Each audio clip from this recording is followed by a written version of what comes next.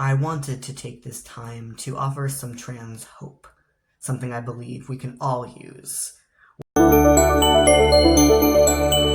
Hey friends, it's Shay. Welcome back to my channel. Things have just been personally, emotionally difficult recently.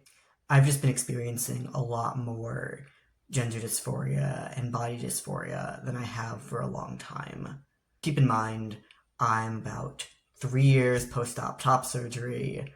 I'm 8-9-ish months post-op hysterectomy and vaginectomy, and I've been on testosterone for about a year and a half. And I've still just been experiencing a lot more bottom dysphoria and just a lot of gender envy. Just looking at presumably cis men and just feeling envious of their bodies. I wanted to take this time to offer some trans hope, something I believe we can all use. And I think gratitude can only go so far, if I'm being honest. And at the same time, in many ways, I am kind of a trans elder, as weird as that feels. One, I'm older than I look, but two, I am now the person that people at my workplace go to when they're coming out and when they need emotional support on their transition journeys. That I am the trans elder in that situation who has come out and started a medical transition and has had surgeries. And so I can be that person for others. And I'm very grateful for the fact that I am visible as trans in my workplace, to be able to give other trans people that sense of belonging and hope and what they could have in the future. As much as I'm still struggling with dysphoria, and as much as that still definitely sucks, there are so many aspects of my life right now in transition that at one point seemed completely impossible. And that even goes back to just the very basics of just coming out. I came out as trans in 2019, and I initially came out as non-binary. I did not feel like I had suffered enough to be able to claim the trans label. And that's its own level of discussion, that transness should not be predicated upon a sufficient level of suffering. But it seemed impossible in 2019 for me to just come out and casually say, oh yeah, I'm trans. I never thought top surgery was an option for me. It wasn't until a video by Ash Hardell that I even knew that you could have top surgery if you weren't already taking HRT. I honestly never expected that I was going to be taking testosterone.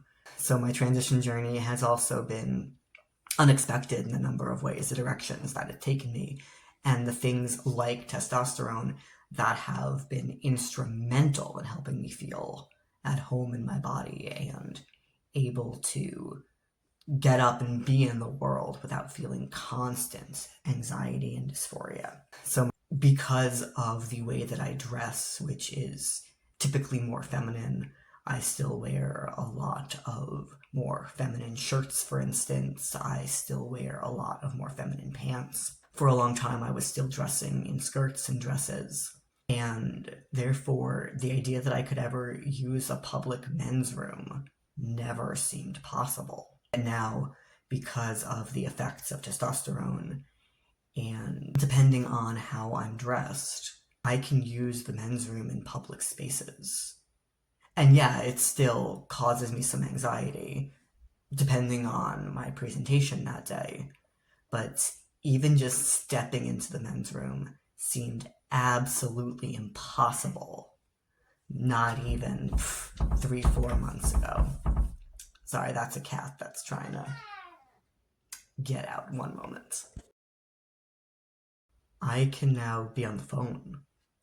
That also felt absolutely impossible, that I could feel comfortable with my voice. I can go to the doctors now and not worry constantly that I was going to be misgendered. I have legally changed my name. I have legally changed my gender marker on all of my documents.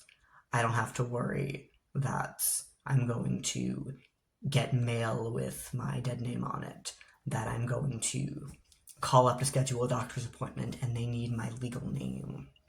And I'm very grateful that I've been able to make all of these changes in my life.